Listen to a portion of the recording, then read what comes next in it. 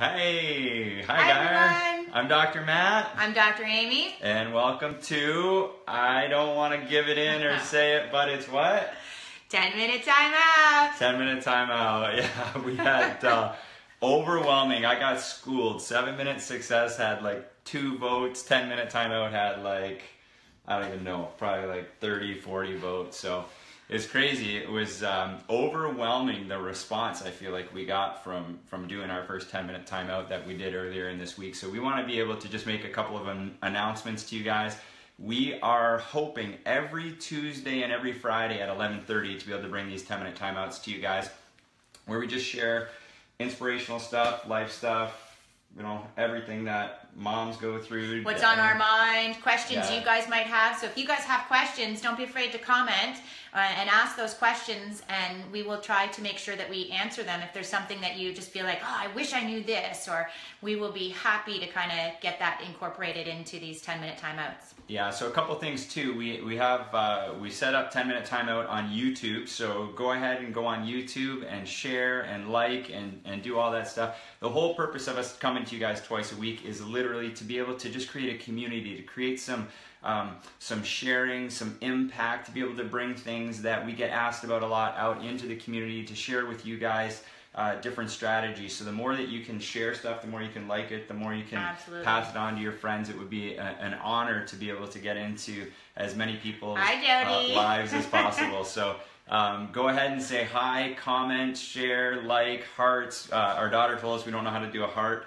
I don't know. There it is. There it is. That's how you make a heart. So we're learning the whole online kind of thing, but it was absolutely awesome. I'm about to actually get in the car and drive a little over 3 hours to go to the Ontario Novice Hockey Championships. So it's going to be pretty cool, and we're doing that. So if you're in your car, if you're on the hockey team, if you're doing spending 10 minutes with us on the road right now, make some comments. Go Kings, go! We are going to Essex, and it's a 1-1 series, so we're hoping to come back with some hardware after this weekend. So that's what we're up to. So pretty awesome. We had, I think we had, like, last time I looked, like we were close to 2,000 views on the first 10-minute timeout. It's amazing. We had like 8 shares. We had like 70 comments, like almost all of them women. I don't know what's up with the guys out there, but I see my boy David just made a comment there, which is awesome. Thanks for that, David. But man, like, I think that's how I lost out on this whole battle, the girl power thing, right? Woo! Like, girls are way more, women are way more social. Women do a ton more from a commenting and dialoguing perspective. So we are just losing out, guys. We got to come together. We got to get a little more interactive on the social media. So girl power won. Males, we lost on a name vote, but that's okay. We're going to hang in there strong, and we're going to just build on what we started last time. So last time, what did we talk about primarily? We got into talking about priorities. Our priorities, yeah. The main priorities in our life, and making sure that we stay in alignment with them. Yeah. And one of the comments that we got, and a couple questions that we've had is you know, okay, so I've established these priorities and I've got them up inside my cupboard, but how do I make sure, like, how do I check myself to make sure that I'm staying in alignment with my priorities? And so it's an awesome question, because it is hard sometimes to know that you're in alignment, and if you don't have, you know, you and your partner are both out of alignment, then it's hard for the other person to take accountability and keep you in check. Yeah. So first of all, I never get out of alignment with my priorities. Never work too much. Never get grumpy at the kids. Never do any of that stuff.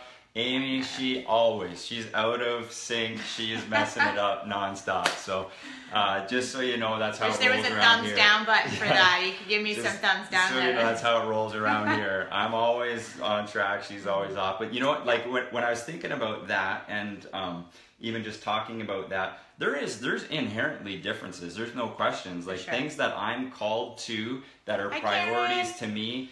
Things that literally, you know, God has purposed me to walk out and to be a part of in my life. Those are different for you. They're different for me. 100%. And it's always too, like, you're almost putting your lenses on somebody else's lenses too.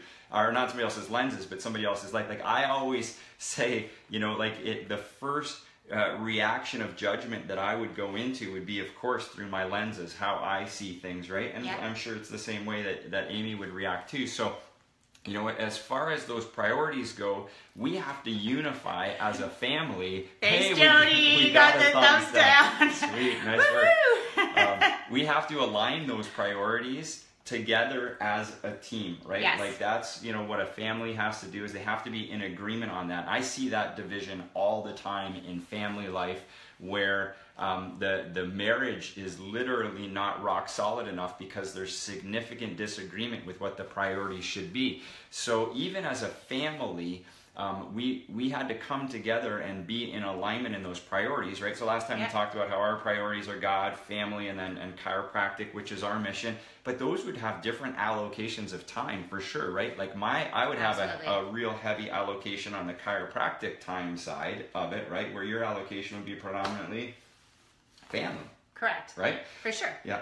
And so as far as that goes, it's natural that she's going to want to, you know, sort of hone in that more, and I'm going to hone in more on the chiropractic side of it. But collectively, what we look at is we are the CEOs of our family, right? 100%. And I think that's something that we often forget, and we look out there and you're so impressed when, especially for women, when you see a woman CEO. But what we're forgetting is as women and men, we are all CEOs of our family, but yet you would never see a company who has a CEO that doesn't have a mission statement or what their purpose is or what they want to stand for. And so when you're thinking about your family, you need to start to think about what's your mission statement. And so that would be our challenge this week for you guys as a family, to sit down and say, like, what is it that our family represents? Like, what is our brand as a family? And write a mission statement that really sums up what you want to represent as your family, things that are important to you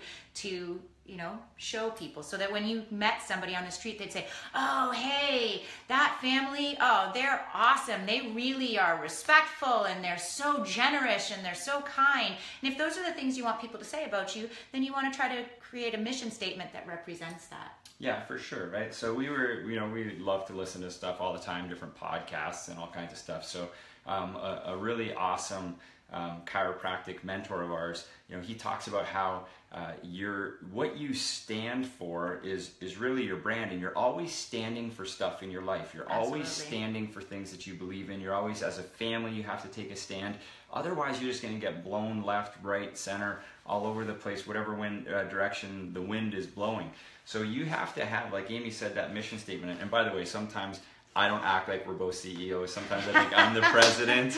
Sometimes I think I'm the president and maybe she's just the VP or something. He just thinks that because I let him think that. Yeah, it's like the Greek wedding, right? Where the guy's always, the big fat Greek wedding movie. The woman is the neck that turns the head. Yeah, so the guys always say, I'm the head of the family, and she's like, yeah, but I'm the neck that tells which way you're going to go.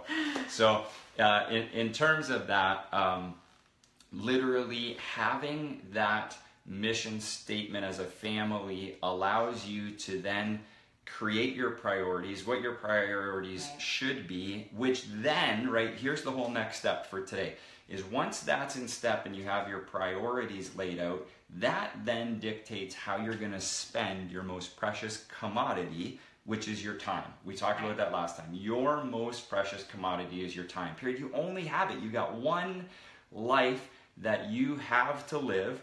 And at some point, at the end of it, when somebody's standing up, delivering a eulogy for your life, and they're saying, you know, Matt Tonis, Amy Culver, they were X, Y, and Z, or they're, you know, figuring out what to put on your tombstone, you got to figure out what you would be proud of, what you want that to actually say, what it is that you would want your legacy to be. What would your kids say about you too, right? Because I've been in many stages of my life, really looking up to people that present a certain part of their life up on a stage, but then inside the four walls of their home, it might be totally different, right? Like if we were to ask my kids if I think I'm such a hero that I think I am, or even Amy, I always say, you want to know the truth, ask her, right? You know, the reality there is that you have to be able to say, I want to live congruent with, in a way that at the end of the day, when there's this auditorium filled with people coming to support your family as you pass on, what are people sharing about you, right? And so your time is literally how you're gonna do that. Right. So I often say, if I'm counseling people, I say, show me two things, right? I say, show me your day timer, and I say, show me your bank statement. Because if I looked at your bank statement and your day timer, I feel like that would be a way that I could determine what really your priorities are. Right. So in our society, I feel like if you were to say to most people, what's your priority? They would say it was their family. Right. Would you agree? I agree. Yeah. Yes. Right. So I think most people would say that. So then the next challenge is that's awesome. Would your life as a whole be reflective of that, right? Would you be able to see that? And sometimes it's not all about the quantity of time, right? Like the volume of time, but the quality, right? So that's a key point right there. And I think is something that we need to understand is it isn't always the quantity, but that quality overrides any amount of time that you can spend. Yeah, for sure, right? Like there's so many times that I would be physically present, right? Like even here at home, for example, but that physical presence is actually more annoying than it is actually a blessing, because my mind is where? It's anywhere else, right? And so then she'll be like, hi, hello, like, you know, and then it becomes actually more that I was actually frustrating to be in the presence of these people because I wasn't really there. Right. But actually, it's all about the quality of that time. So, you know, be engaged fully where you're at. That's a challenge this week for us, right? Every single day to be fully engaged where you're at. When you're at your place of work, be fully engaged as the best employee that you can possibly be, as the best leader you can be, as the best business owner, whatever it is, be fully engaged in that. Then when it's time to disengage and come home and be mom and be dad, be fully engaged in that, right? So you put down those electronics, have the kids put down the electronics too. And you look back and you think, you know, I remember Matt was a big brother a long time ago, and you know, he gave him an option to do something fun for his birthday, and that child, all he wanted to do was spend time. That's it. That was it. It was, you know, go to the park and play baseball, you know, kick a soccer ball around, because what he wanted most was that time. And I catch myself even with the kids. Sometimes they'll be asking me something or telling me about their day because they want to decompress from it, and my eyes aren't necessarily on their eyes. It's on, you know, answering a few emails or trying to look something up that I've been meaning to do all day. And then those are the times we need to remember it isn't about the quality, because I get a lot of time, quantity I should say. I get a lot of time with the kids, but that doesn't mean that I'm necessarily spending it in the right way. And so you always need to, yeah, absolutely. Two really quick, great little lessons before we check out of 10-minute timeout. I don't even know how long this has been. We got to start putting a timer. We got to turn the timer on. Right? So it's because I almost blew this room up. We got like lighting suggestions from people to like get rid of the shadows and all this stuff. So I put some lighting in there, and next thing you know, there's smoke coming out of the bulb, and you know, I got a hot plate going and cracked light bulbs. So and no more lighting suggestions. So here's the deal. Okay, this week I came home one night. I said, you know, let's just go do something fun. Like let's go out for a dessert or something like that. So the six of us hop in the car. We get there. We sit down.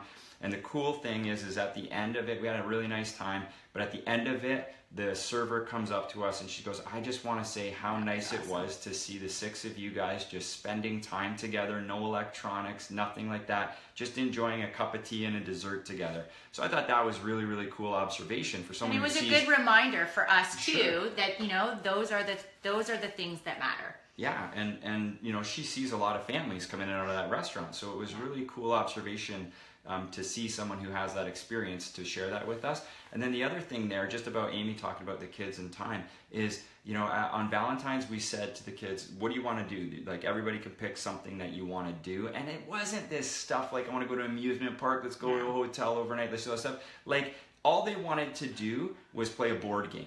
Right? And why? Because that means we'd all be around the table together, we'd spend that quality time together, and it would be absolutely awesome. No distractions, no work, nothing going on. So that's just some encouragement for this week to figure out the steps are is what's your brand, right? Like, and your, when I say what's your brand, I mean like what's your brand as a human being, right? That's what's going to be fulfilling for you when you live that out. What's your brand? Then family, or not family, but just household priorities. It could be personal priorities, family priorities. Have those in check, and then that is going to be the funnel that actually helps you on how you're going to spend your time. Correct. Right? Why don't you say something good so that it wraps it all up? Something good. That's awesome. All right, love you guys. We have to do a little throw out to the star of the last show, Eli, who is now happily chewing on a bone rather than trying to whining. That was it. That was successful. Lighting was But I got a lot of successful. comments about him, so he'll make a little cameo at some point. Yeah. All right, love you guys. We'll see you Tuesday, 11:30, 10-minute timeout. Go Thanks to YouTube. for all your votes. Go to YouTube and like our YouTube channel and subscribe. Love you guys. Bye.